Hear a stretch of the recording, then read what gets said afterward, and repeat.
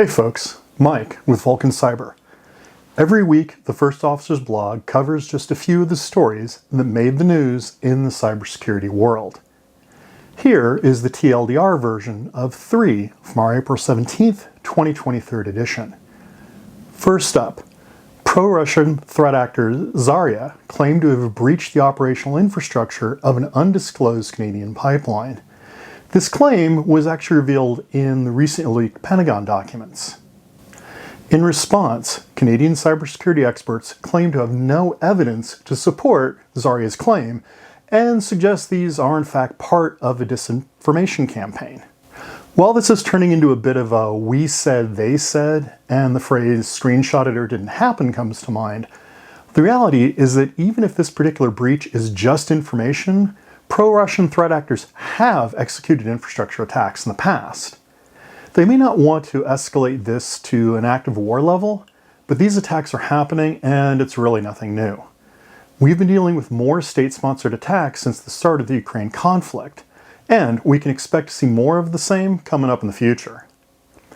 In our second story, Apple is back in the news with a couple of recently patched vulnerabilities that have landed on CISA's known exploited vulnerability list. The vulnerabilities in question are CVE 2023-28205 and CVE 2023-28206, both of which are known to have been exploited in the wild. Fortunately, Apple has released patches for both these exploits, and they can deploy automatically if you enabled automatic updates in macOS, iOS, or iPadOS. And you have enabled automatic updates for your security, right? Seriously, patching is taught in Security 101. While it's barely an inconvenience with automatic patching on workstations and mobile devices, there are even patch management tools for servers that make it almost as easy. So, patch! Last up, a long-running series of attacks on the Wordpress ecosystem has been attributed to a single threat actor. At least, that's according to a research team that's been tracking these WordPress infections since 2017.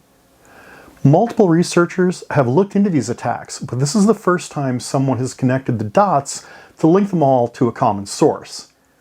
Considering that by some accounts, WordPress powers up to 60% of the websites out there with a massive ecosystem, it's no surprise that threat actors go after it.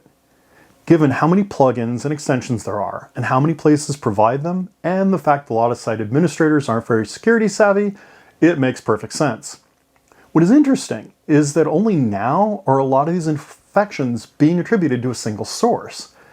It begs the question of whether we're dealing with a single source threat, or we have multiple sources who happen to be using the same attack framework, and that is what's being tied together.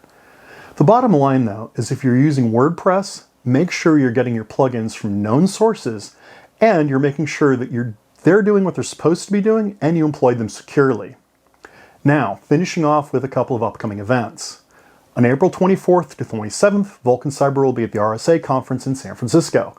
I'll be there with the Vulcan team, so come on by and check it out if you're around.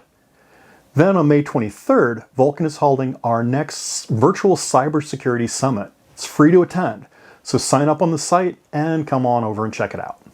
That's it for this week. If you're enjoying these on YouTube, please do us a solid and hit those like and subscribe buttons.